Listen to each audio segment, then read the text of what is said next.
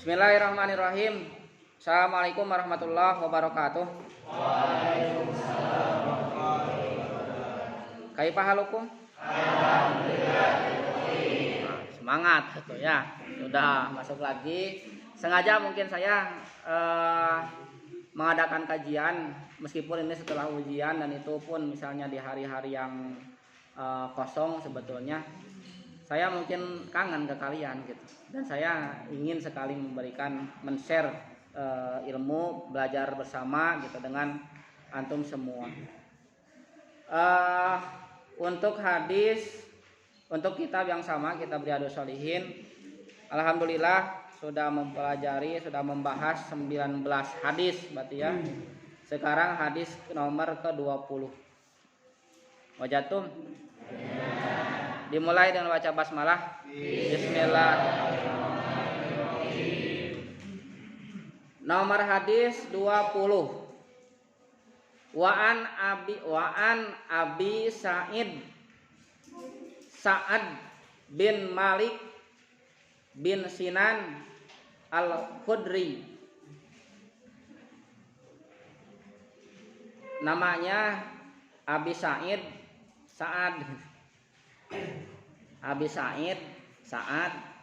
bin Malik bin Sinan bin Sinan Al-Khudri radhiyallahu anhu.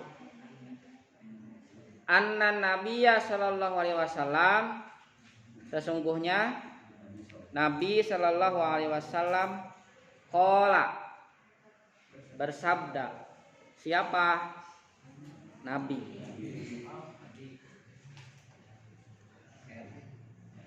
Karena terbukti,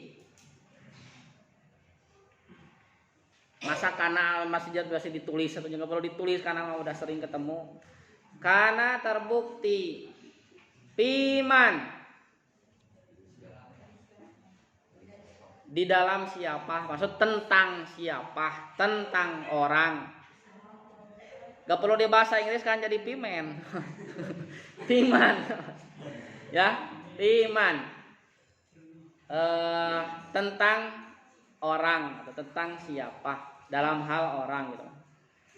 Karena terbukti itu orang qoblakum, sebelum kalian. Nah, berarti kalau begitu Nabi zaman dulu, zaman Nabi gitu, 14 abad yang lalu, sebelum Nabi. Jadi umat sebelum Nabi, sebelum Nabi Muhammad, sebelum Nabi Muhammad. Ada kemungkinan mungkin umat Nabi sebelumnya. Entah, nanti dibahasnya. Karena qablakum rajulun, ada seorang laki-laki qatala yang membunuh tis'atan wa tis'in, 99 nafsan, orang atau jiwa. Fasa'ala, nah artinya apa fasa'ala teh? Maka bertanya. Nah tapi di sini ya, sa'ala itu pertama ada arti sa'ala ya. Pertama, sa'ala itu aslinya bertanya. Bisa juga sa'ala itu meminta. Nah, meminta ini persamaannya dengan mencari, alias meminta tahu gitu. Meminta informasi. Jadi mencari. Ngerti ya? Pasala di sini diartikannya boleh bertanya atau mencari. Kalau bertanya mungkin berhadapan gini. Saya ke Sahdan bisa bertanya, ada orangnya. Tapi kalau pasala an alami ahlil ardi, tak ini katanya. Dia mencari dulu gitu maksudnya. Belum ada orangnya, belum ketemu. Nah, ya. Pasala maka dia mencari an a'lami, alam alima ya'lamu, mengetahui. Kalau alam lebih mengetahui, maksudnya orang yang lebih pintar, lebih mengetahui. Perhatikan nih, yang gak bawa pulpen harus benar memperhatikannya. Fasa'ala maka dia mencari an alami kepada orang yang pintar, orang yang lebih mengetahui, ahlil ardi di muka bumi. Bahas ya, di muka bumi mencari. Fadulla maka ditunjukkanlah. Nah, dula itu dalil. Fadulla dimajhulkan, ditunjukkan, dipasif bukan aktif. Fadulla maka ditunjukkanlah. Jadi ada seseorang yang ngasih petunjuk ala rohib kepada rahib. Apa itu rahib? Rahib teh pemuka agama, tapi dulu mah disebutnya pendeta. Nah, pendeta teh bukan maksud sekarang, tetapi pendeta zaman dulu, umat sebelum Nabi. Nah, pendetanya itu ahli agama. Ahli agama tuh jelas ya tauhid gitu. Ala rohib tuh katanya di sana ada rahib pendeta. Fatahu maka laki-laki itu mendatanginya. Si yang ngabunuh 99 itu mendatangi rohib tersebut. Faqala maka berkata dia, innahu sesungguhnya dia qatala telah membunuh gitu. Qatala kalau dibunuh apa? Kutila dibunuh. Tapi qatala mah membunuh. Tis'atan wa tis'in 99 nafsan jiwa, 99 orang.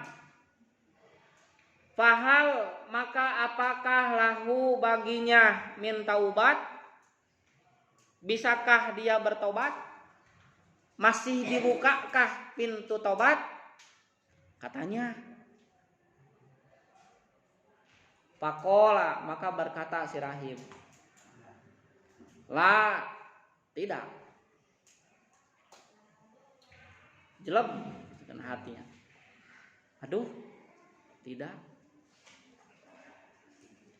Faqatalahu maka dengan seketika orang yang membunuh 99 itu tanggung qatalahu akhirnya membunuh si rahib itu. Faqatalahu maka dibunuhlah rahib itu. Fakamala kamal maka sempurnalah, lengkaplah katanya bihi dengan pembunuhan itu mi'atan 100 orang. Tanggung 100 ya. Ini kalau dilihat dari ini, bayanginlah siapa tuh antum yang suka membunuh di sini. Ini misalnya ya siapa? Aswar. Antum udah ngebunuh orang 99. Datang ke saya. Tad, saya ngebunuh orang 99. Kira-kira bisa gak tobat? Saya gak tahu Aswar itu ngomongnya seperti apa. Apakah Aswar itu menghadap si rahib itu dengan muka garang? Ya gak tahu. Dengan muka garang kah? Atau dengan rengkuh pengakuan bahwa dia sudah membunuh? Nah, berhubung tidak diceritakan ekspresinya seperti apa, ya udah, bahwa ceritanya itu dibunuhlah si rahib itu, tanggung. Udah 99, akhirnya 100. Gara-gara apa? Berbicara ini, dengerin. Gara-garanya berbicara. Ayo coba ceplos mungkin nggak tahunya, bukan coba ceplos itu. Berbicaranya, refleksnya seperti itu. Gitu. Tidak dicerna dulu gitu maksudnya. Tidak. Gitu mungkin langsung. Ada bisa tobat gak Pak Rahim? Enggak. Tanggung, betul. Nah, udah. Setelah itu mungkin ya, summa kemudian. Nah, sa'ala dia mencari dan bertanya lagi. Akhirnya setelah membunuh mungkin keluar, bertanya-tanya lagi sambil mencari dan bertanya gitu ya. An a'lami ahlil ardi, kepada orang yang lebih tahu lagi di muka bumi, maksudnya di wilayah itu. Fadulla, maka ditunjukkanlah ala rojulin alimin, kepada rojul seorang laki-laki alimin yang berilmu. Ulangi. Yang pertama datangnya ke siapa? Rahib. Pendeta. Ya, ini buat analisa kalian SMA nih. Yang pertama rahib, yang kedua siapa? Rajulun alimin, orang yang berilmu. Yang pertama rahib, yang kedua orang yang berilmu. Orang yang berilmu gak tahu jabatannya apa. Apakah rahibkah? Apakah mungkin seorang guru mungkin biasa gitu. Rohib mah ajengan gitu mungkin misalnya gitu. Rohib ajengan misalnya pendeta ya tingkat atas lah gitu. Ini rajulun alim. Seorang laki-laki yang alim. Faqala maka berkata persis seperti yang dikatakan kepada rahib. Innahu qatala mi'ata nafsin. Nah ini menambahan. Innahu qatala mi'ata nafsin. Sesungguhnya dia setelah membunuh berapa? 100 orang. Fahallahu min taubah. Adakah pintu taubah? Tadi masih 99, sekarang 100. Pakola, maka berkatalah si rajulun alimin itu. Naam. Iya. Sumringah aswar. Wah. Iya nih jawabannya, kata rajulun alim. Naam. Iya. Masih ada pintu taubat. Waman yahulu. Waman yahulu, dan barang siapa, waman dan siapa yahulu menghalangi. Yahulu itu menghalangi. Bainahu wa baina taubah, antara dia dan taubat.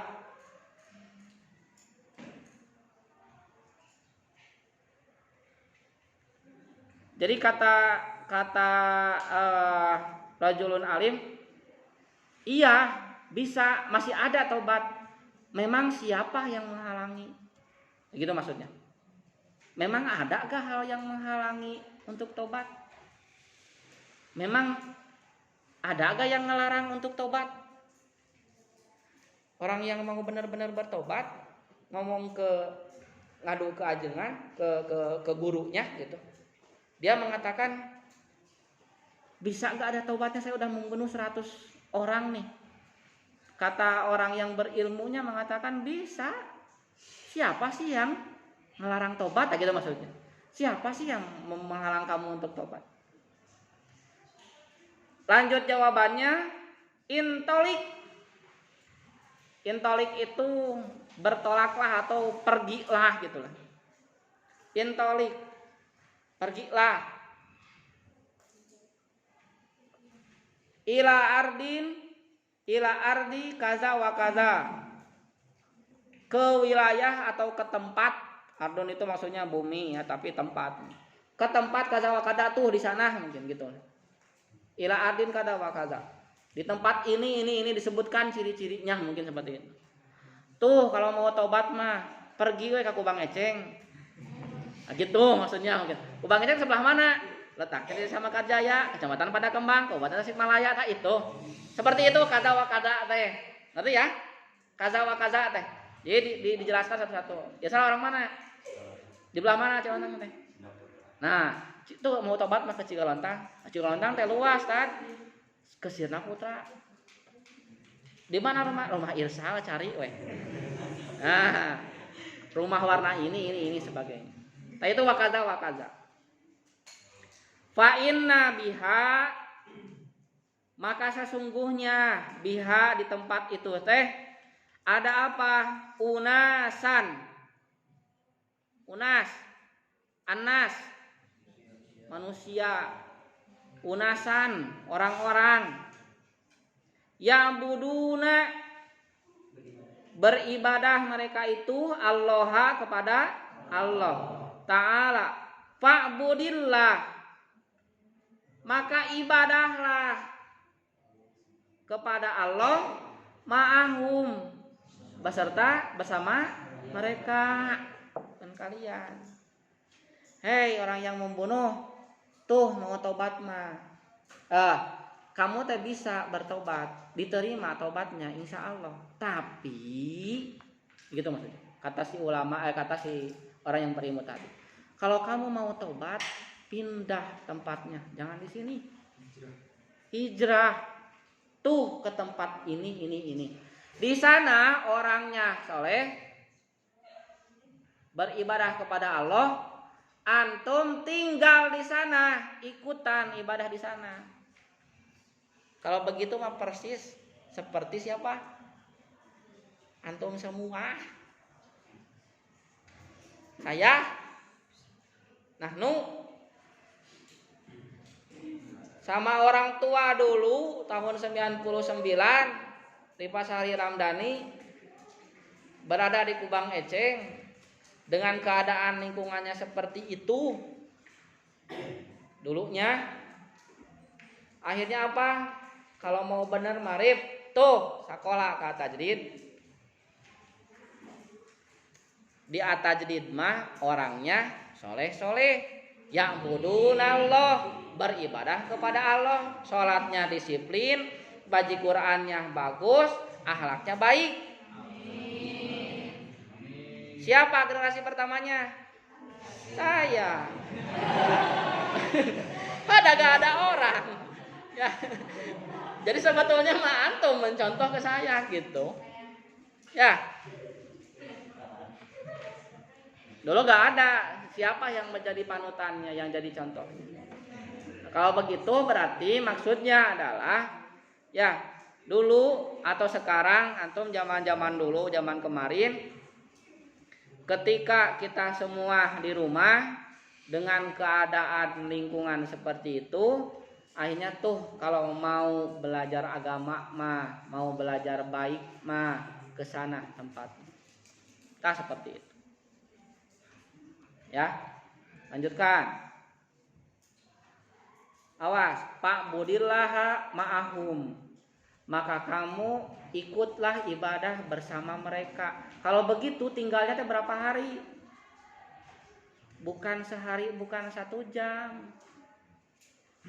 Ini tuh ada kemungkinan menetap di sana. Si orang ini teh gitu. Jangan pulang, Rip. Belum soleh mah. Di sini terus. Ikut beribadah dengan mereka. Wala tarji, dan janganlah kamu pulang. Tuh. Ila ardika, kepada tempatmu, fa innaha, maka sesungguhnya si tempat kamu itu teh ardu su'in, tempat yang buruk, gak ada akhlak. Jangan dulu pulang. Ya, udah diam saja di sana. Ikut ibadah di sana, jangan dulu pulang. Ardu su'in. Pangtolako, tadi intolako apa? Nah, kalau tadi mah intolik, pergilah fil amar. Kalau pantolako mah maka dia pergi. Hatta, sampailah, yaitu iza nasopat toriko. Nasopa, nispun. Sampai di tengah perjalanan, atahul maut, Datang kematian di tengah perjalanan. Seseorang mau taubat, udah siap, udah pergi, udah mengikuti usulan saran dari rajulun alim, akhirnya dia pergi, di tengah perjalanan meninggal dunia. Pahtasomat, khosoma. Ayatul munafik salasan. Tanda orang munafik ada 3. Bahkan tambahannya itu faida khosoma godaro fajaro. Apa khosoma teh? Enggak, yang 3 mah itu waida wada halapa waida hadasa kadaba waida tuminahona. Tak ada tambahannya. Salah satunya itu waida khosoma fajaro apa? Khosoma bertengkar. Pahtasomat faidah khosoma fajaro, apabila dia bertengkar fajaro dia teh suka jahat, suka buruk kalau bertengkarnya teh. Bertengkar sedikit senggol bacok lah kalau bahasa kita. Nah gitu. Ya, senggol sedikit bacok gitu. Itu keterlaluan itu. Ya, gosok sandal, bok pengen pedang gitu. Jangan, enggak perlu seperti itu. Nah, ini pahtasomat, maka bertengkarlah siapa? Malaikat bertengkar. Malaikat mana? Malaikatur rahmah wa malaikatul azab. Malaikat rahmat dan malaikat azab bertengkar di sana. Kejadiannya kapan, Dit? Kejadiannya kapan ini? Zaman Rasul nih. Kapan?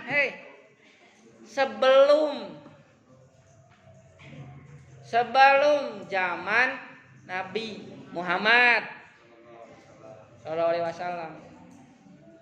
Nah, ini dikatakan bahwa kejadian ini adalah umat Bani Israel. Umat siapa Bani Israel teh? Nabi Musa atau Isa, tapi ada kemungkinan umat Nabi Isa. Ini teh zaman dulu. Rasul menceritakan kisah zaman dulu. Rasul dapat kisah ini dari siapa? Dari Allah, dari Jibril, dari Allah gitu. Dan bukan ngarang. Dan tidak ada tuh Rasul membaca kitab buku sejarah, enggak ada dulu. Ya, semua yang dikatakan Rasul itu adalah bimbingan Allah. Untuk apa? Allah menasehati hambanya melalui Rasulnya dengan perumpamaan kisah. Ngerti ya? Pikir ya. Jadi umat Bani Israel ada kemungkinan umat Nabi Isa. Nah, malaikat bertengkar di sana. Terus jangan apa? Jangan membayangkan malaikat turun, wah bertengkar, malaikat rahmat dan malaikat adab. Malaikat adab membawa apa? Malaikat rahmat membawa apa? Jangan. Udah weh. Ya. Yang pasti malaikat rahmat dan malaikat azab bertengkarnya pun bukan bertengkar seperti manusia gitu. Mungkin hanya ucapan atau bagaimana. Nah, ini lanjutannya. Faqalat malaikatur rahmah. Malaikat rahmat berkata seperti ini katanya. Jaa datang taiban. Taiban orang yang bertobat, mukbilan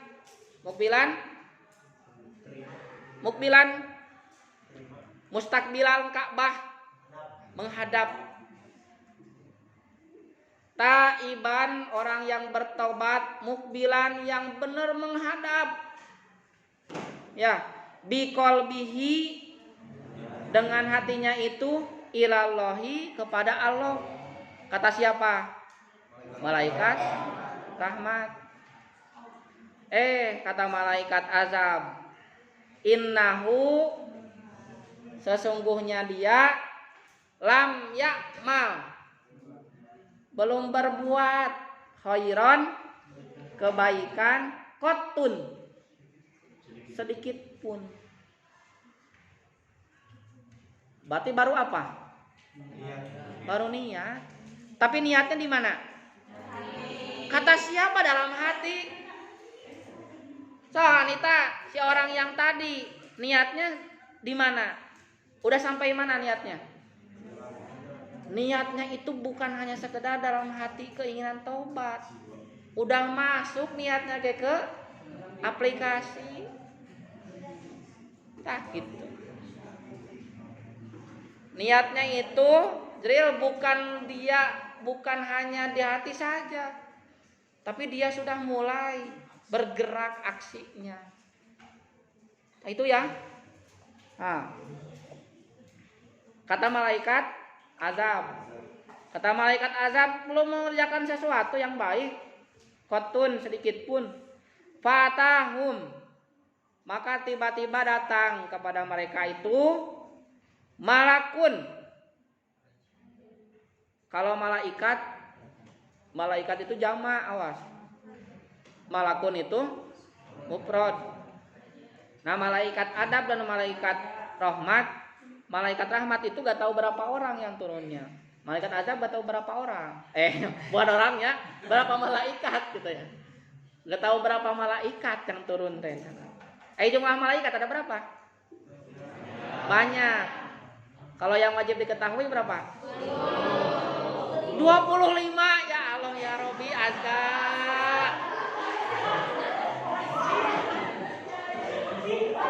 Ya. Malaikat itu jumlahnya banyak, akan tetapi yang wajib diketahui nih, dengarkan.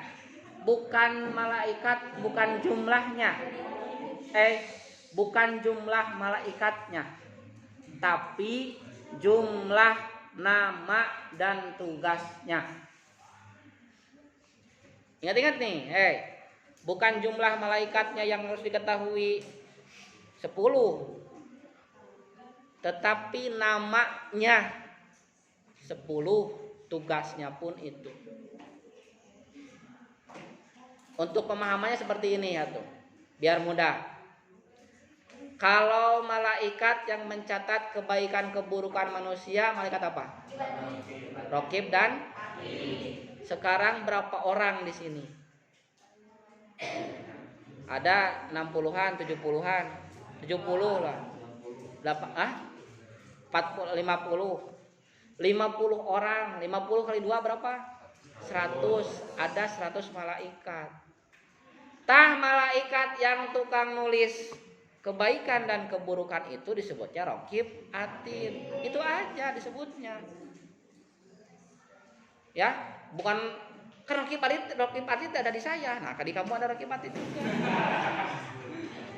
Nah, maksudnya adalah yang petugasnya itu Raqib Atid. Itu atuh. Tahu ya Yasmi ya? Yang nulisnya itu. Lanjutkan. Fatahum malik fi surah. Nah, ini lihat. Fatahum maka datanglah malakun seorang satu malaikat fi suratin adamin, dalam bentuk rupa manusia Adam. Datanglah malaikat dalam wujud manusia. Kalau begitu, salah satu sifat malaikat bisa berubah wujud selain dari wujud aslinya. Bukan superhero. Ya, malaikat bisa berubah wujud sesuai selain dari wujud aslinya. Fi suratin adamiyin faja'aluhu bainahum, maka menjadikan dia si malaikat tersebut bainahum, di antara mereka. Mereka itu siapa? Malaikat adab dan malaikat rahmatuhum, bukan huma. Berarti banyak yang datang teh gitu. bainahum ai hakaman, jadilah hakim di sana, penentu, penengah. Gak perlu rapat alisur. Ini apa sih kumpul, nggak perlu. Udah aslinya menengahi gitu. Malaikat datang, kemudian menengahi yang bertengkar malaikat tadi. Pakola, maka berkatalah malaikat yang barusan, kisu. Kisu apa? Ukurlah.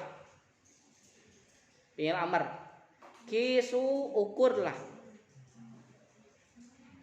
Ma bainal ardoini, ukurlah di antara dua tempat.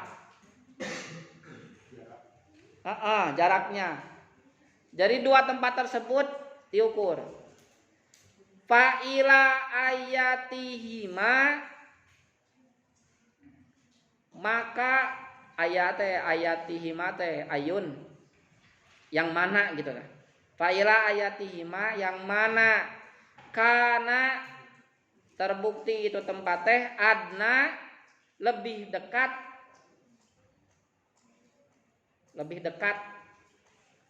bahwa lahu,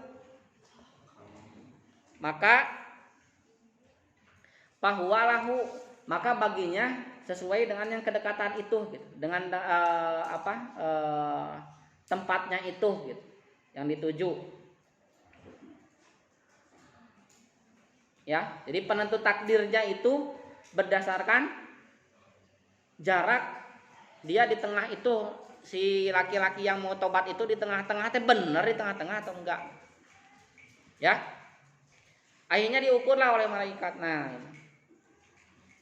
fakosu, maka dihitunglah, diukurlah oleh malaikat itu, fawajaduhu, maka mendapatkan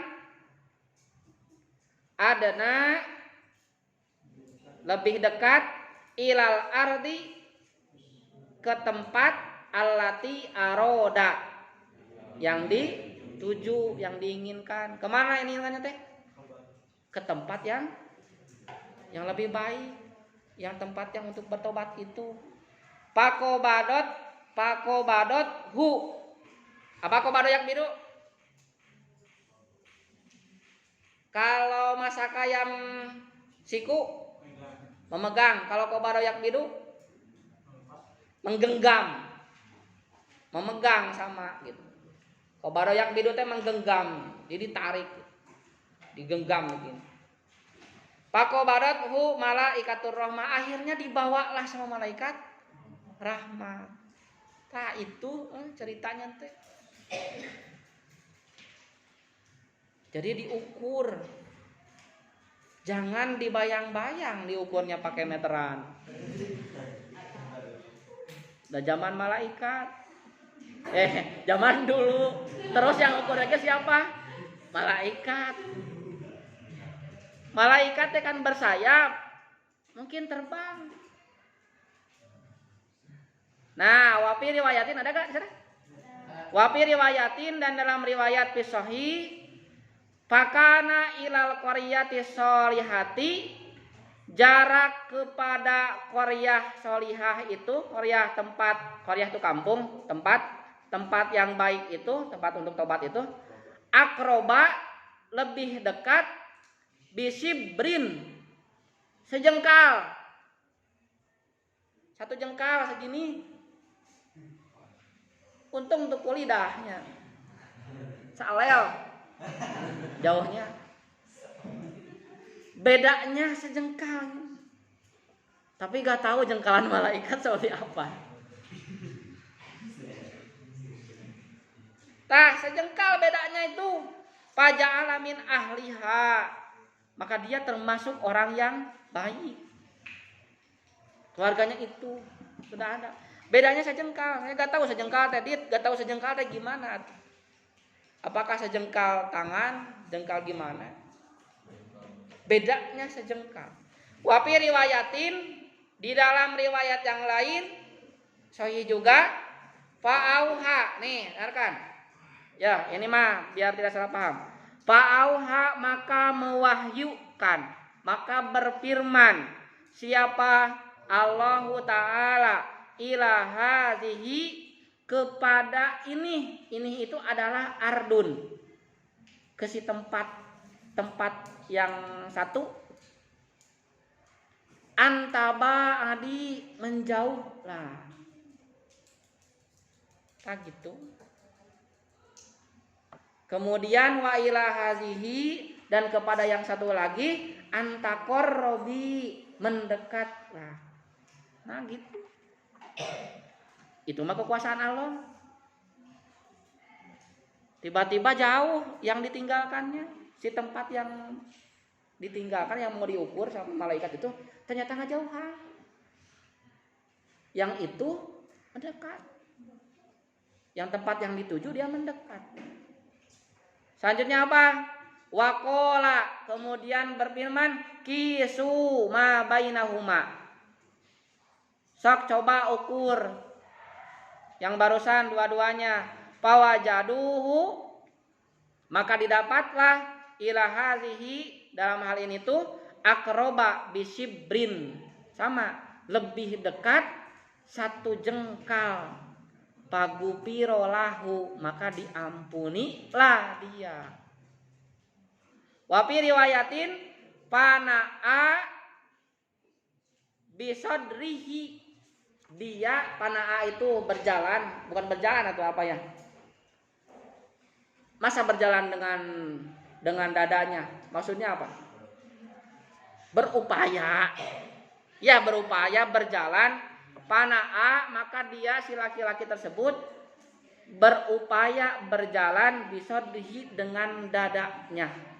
Nahwaha seperti itu perumpamaan. Jadi pas ketika dicabut nyawa, si orang tersebut masih bergerak, masih sakaratul maut, dia masih bergerak dan terus maju. Ngerti ya? Nah gitu. Jadi pas ketika sakaratul maut, seorang yang tadi mau tobat itu tetap maju menuju ke tempat yang ingin bertobat itu. Sampai sini paham? Oh, kalau paham ditanya. Pertama, ceritanya terjadi pada umat Bani Israel, umat Nabi Isa. Nah, ada seseorang yang membunuh berapa orang? 99. Kemudian ingin bertobat. Nanya tuh katanya ke rahib. Pertama rahib ya, pendeta, ahli agama. Kata ahli agamanya, tidak bisa tuh Kang. Udah ngebunuh 99, tidak bisa bertobat. Udah we tanggung, dibunuh. Akhirnya dia berhubung apa? Tadi dia bertobat niatnya bukan hanya dalam hati, tapi sudah ke aksi. Benar ingin bertobatnya, bukan sembarangan ini orang tuh. Bukan kalau misalnya kalau tobatnya main-main. Pertama pas ketika dia datang ke rahib kemudian membunuh sudah. Tidak bisa ini mah.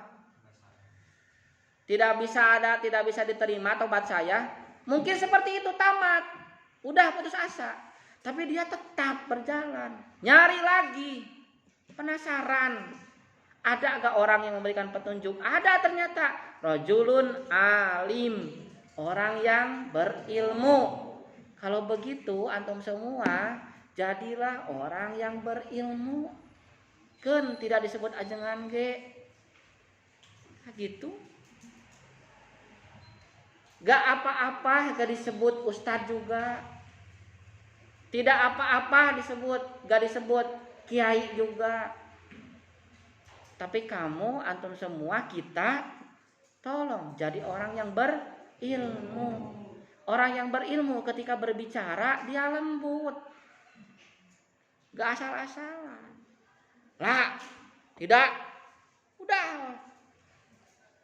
Orang mau konsul dengan kita, hadapi dengan sok cari solusi. Nah, tugasnya apa? Pertama, dengarkan dulu orang yang curhat. Jangan langsung mendikte. Udah tahu lah. Udah tahu kamu. Gitu. Udah gak perlu lagi datang ke saya. Enggak, orang mau berbicara, dengarkan dulu. Orang mau berbicara ke kita, dengarkan. Awas, tandanya berilmu. Orang berilmu ketika berbicara, dia mendengarkan dulu, baru berbicara. Gak usah yang lain berbicara, kamu ikut berbicara. Kalau dalam ilmu rumah tangga, ada yang disebut repok. Rep, diam, pok, berbicara. Suami dan istri jangan satu dia berbicara, ini berbicara, wah, bertengkar sekali. Tapi tolong berbicara, diam, satu berbicara. Yang satu diam, berbicara. Yang udah ini berbicaranya diam, yang satu berbicara. Ya, ingat-ingat ilmu ya. Yang ketiga, setelah itu ada solusi, tapi katanya kalau mau tobat, tolong harus apa? Pindah. Hijrah tuh. Jangan di tempat itu udah tahu kacau tempatnya. Pindah. Udah tahu gaul sama siapa? Aswarte. Buruk Aswarte. Terus berteman dengan si Asro jeung Aswarte. Pindah tuh. Tah ke Irsal yang lebih soleh. Nah, gitu maksudnya. Ya, ngerti ya Irsal ya? Nah, pindah. Alisur, jangan gaul sama si Aswar terus atuh. Pindah ke si Irsal. Ya, biar kamu baik. Sebagai gambaran, antum di sini bergaul dengan santri. Datang ke rumah, beda-beda. Ajri orang mana kamu teh? Orang Garut. Balik lagi ke Garut. Ketemu lagi teman lamanya. Gak bakalan jauh ikut-ikutan. Dari mulai penampilan, dari mulai pergaulan, ucapan, sebagainya. Manusia itu kalau tidak mewarnai ya diwarnai. Gitu aja. Mewarnai orang, mempengaruhi orang, atau dipengaruhi oleh orang lain. Tapi biasanya pengaruh buruk itu datang dipengaruhi, kita terpengaruh buruk. Mudah. Contoh lagi, kalau di rumah, ya, mau izin. Ya, udah, jangan lihat panjang lagi. Nenek, kayak lagi, ulangi. Gak tahu, saya contohnya saya. Pas ketika libur kemarin, baca Quran mungkin berapa? Baca Quran berapa? Atau justru gak dibuka-buka Qurannya? Pas datang ke sini, antum beda lagi. Sholatnya diatur, baca Qurannya dikasih waktu. Tapi yang jadi pertanyaannya adalah, tolong hatinya tadi taiban mukbalan. Dia hatinya itu bertobat dan mukbalan. Dia menghadapkan semuanya ke Allah. Jadi bukan hanya niat dalam hati, tapi niat dalam aksi juga. Mau nyusul? Ya, nah terakhir sudah. Tentang malaikat bertengkar di sana. Ya, terjadilah ukuran di sana. Nah ini sebetulnya tulis di bukunya. Tulis di nomor 20 itu. Hadis ini berhubungan dengan surat An-Nisa. QS An-Nisa. Quran surat An-Nisa ayat 100. Ayat 100. Quran surat An-Nisa ayat 100. Nanti bisa dibuka di tadarus antum. Nih, intinya dalam surat An-Nisa ayat 100 itu bahwa gini, tidak ada lagi alasan seseorang yang mau berubah. Ulangi, tidak ada lagi alasan seseorang untuk berubah menjadi baik. Apa kata Allah dalam firman-Nya surat An-Nisa itu? Ardullahi wasi'ah. Bumi Allah itu luas. Fatuhajiru, maka hijrahlah. Pindah atuh. Kalau sesuatu buruk di sini pindah. Jangan jadi alasan saya buruk itu udah gagal tempatnya saya mah gini. Kan luas kata Allah. Pindah ke sana. Nah dari pindah itu apa? Antur rikal maut katanya, di tengah perjalanan ketemu dengan kematian persis seperti ini. Maka kematiannya itu sudah dicatat sebagai amal soleh oleh Allah.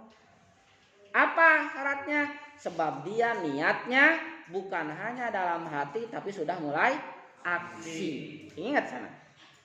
Yang ketiga, kekuasaan Allah yang tadi, bahwa Allah berfirman kepada tempat untuk menjauh, tempat untuk mendekat, kemudian memberikan ilham kepada orang yang tadi mau bertobat untuk terus bergerak menuju ke tempat yang baik.